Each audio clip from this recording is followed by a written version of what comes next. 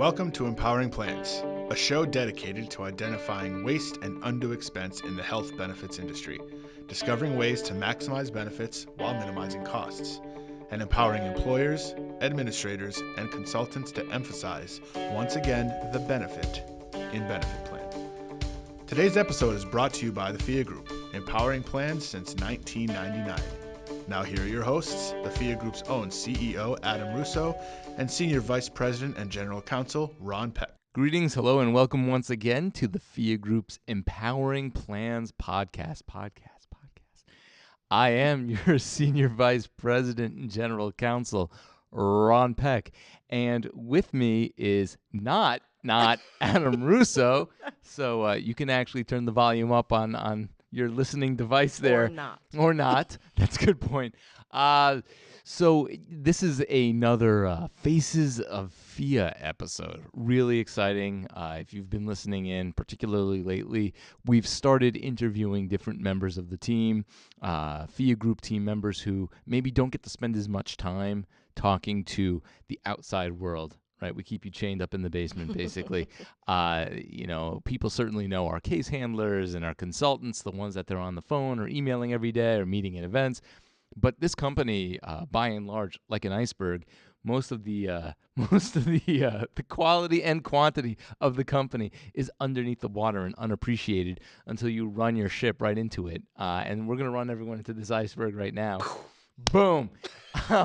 I really just want to make sure that people get to know and appreciate our team members who really make the company run, and I think are maybe underappreciated because they don't communicate so much with the outside world.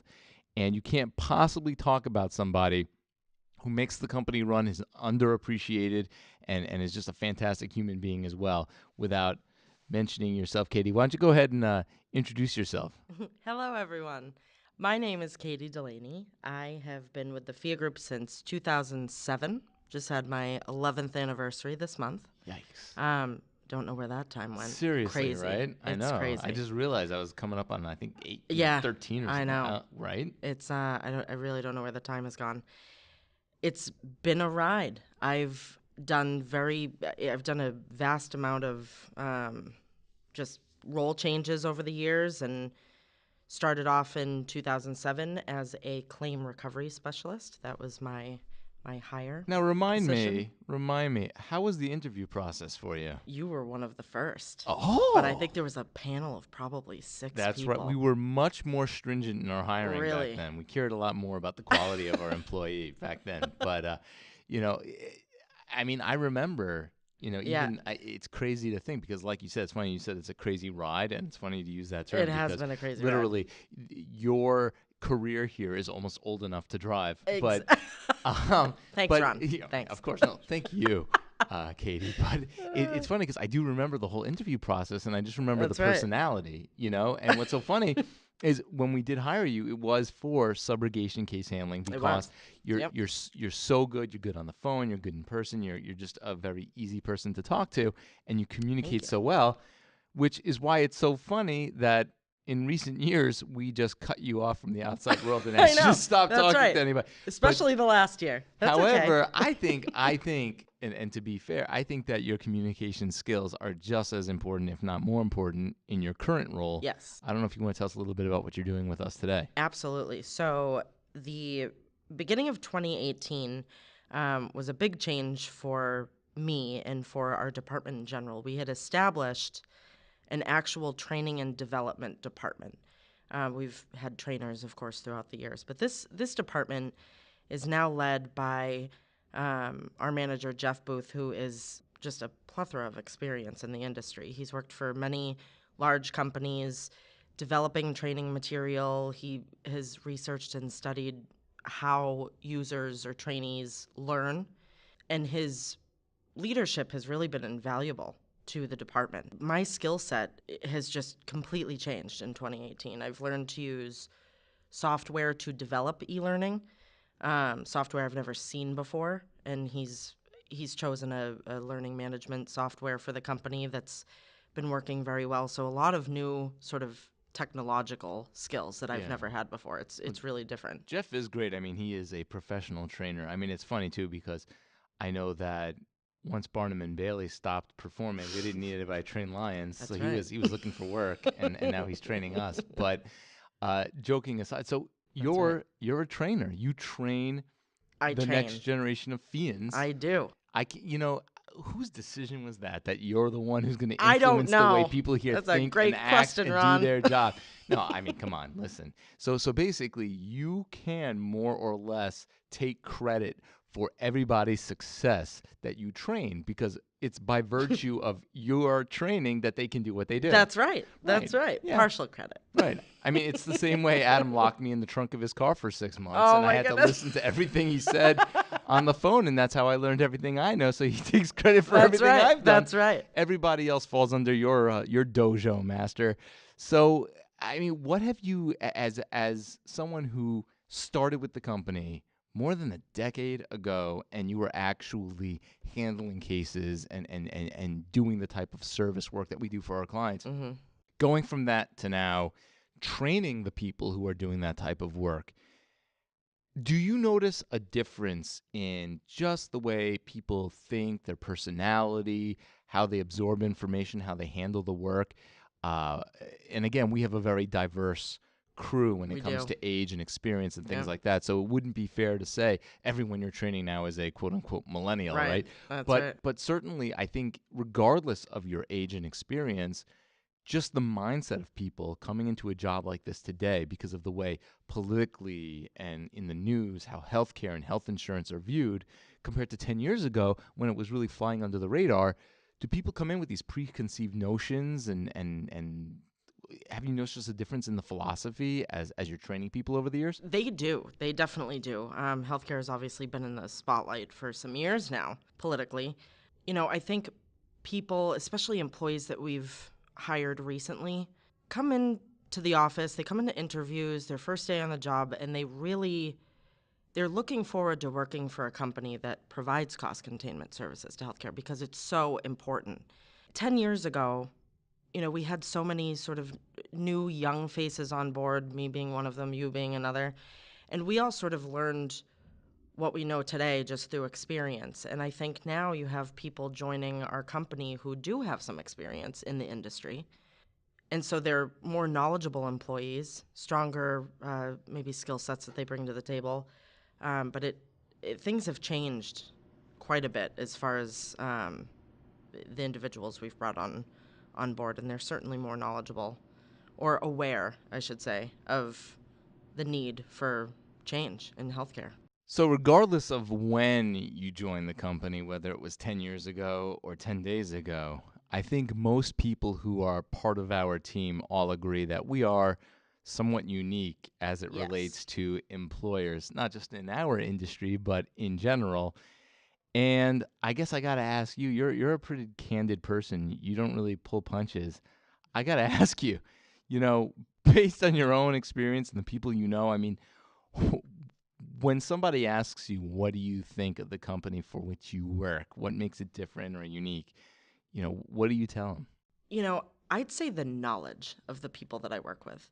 I worked for a large company out of college, and one thing that I noticed sort of being in the workforce for the first time in my life, early 20s, my leaders at this company didn't always have the knowledge to help me through one of my roles or responsibilities. You'd ask questions, and maybe you were sent to this person or sent to this person, and there just didn't seem to be maybe appropriate leaders in place, but I've never had that issue with Phia.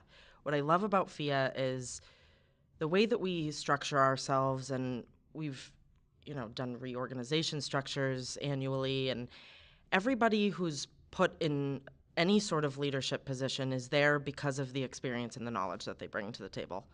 I've never been in a position in 11 years here where I haven't been able to seek assistance from, whether it be my manager, my coworker, our legal department.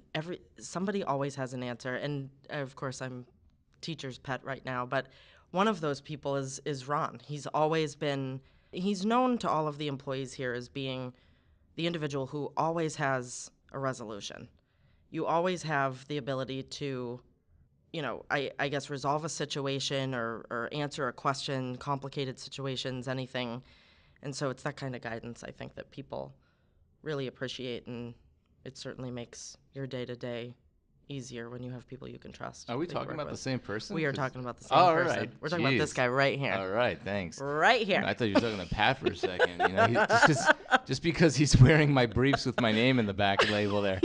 But so, it's interesting you do bring that up, because I think that leadership and experience, it's something that in the past has been brought up as a potential issue, in as much that the people who are leaders today at one point were doing the job of those that they currently lead.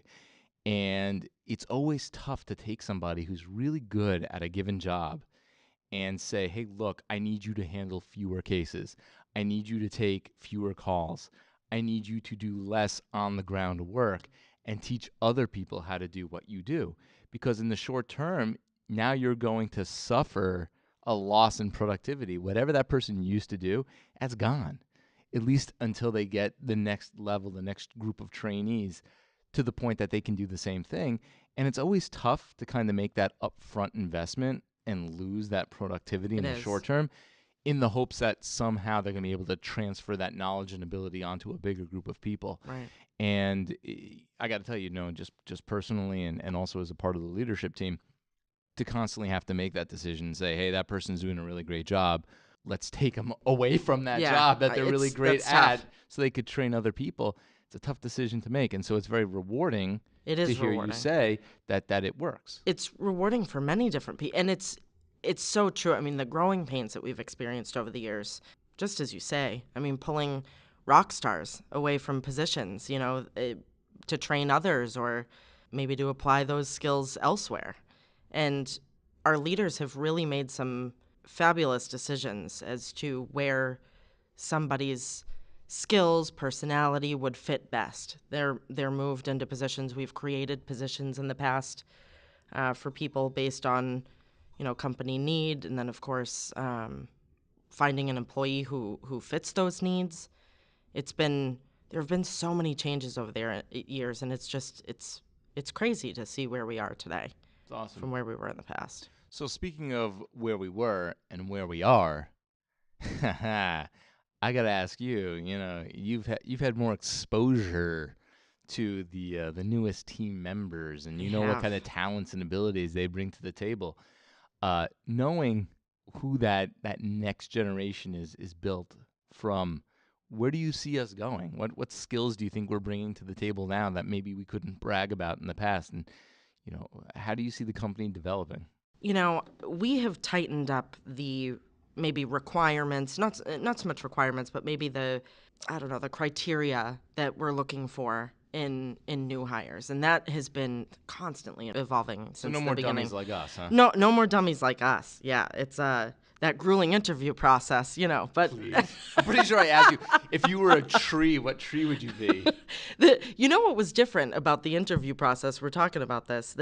I think the main difference is I had a friend who was working for Phia years ago. Yeah, friend, huh? I had a friend who was working for Phia already, and she says, hey, we're looking for people who are, she kind of explained the company, and I said, all right, well, let's try it out. I had my interview just because I knew a girl.